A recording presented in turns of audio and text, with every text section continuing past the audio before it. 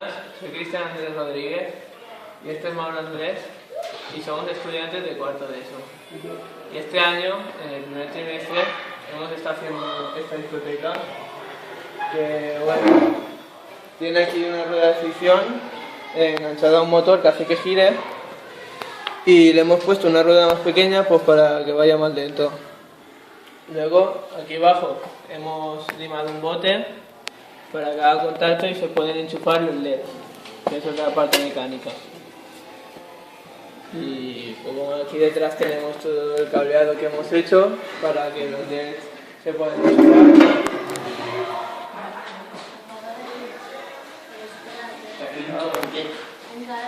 Tanca la puerta.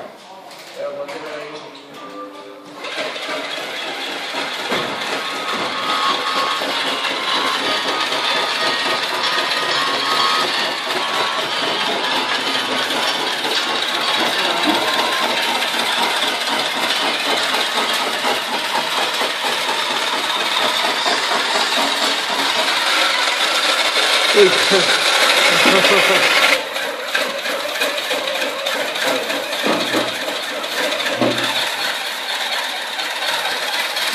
¿cómo funciona eso? Estaba tocando.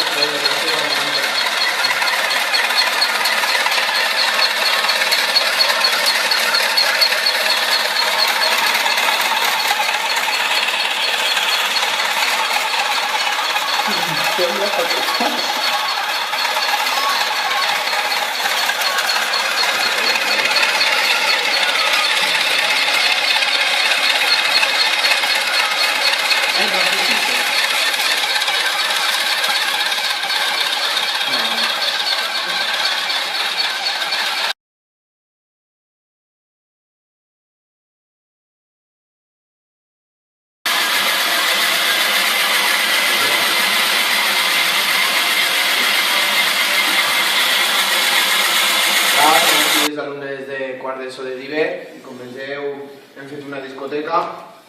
Així com vegeu hem posat una roda gran i una roda xicoteta. Com vegeu així és la roda de fricció perquè no vaig a gran velocitat.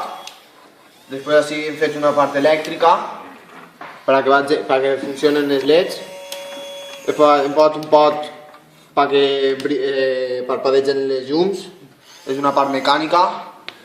Després així hem fet interruptors perquè també vagin les llums. Després hem fet unes escales per pujar a la segona planta.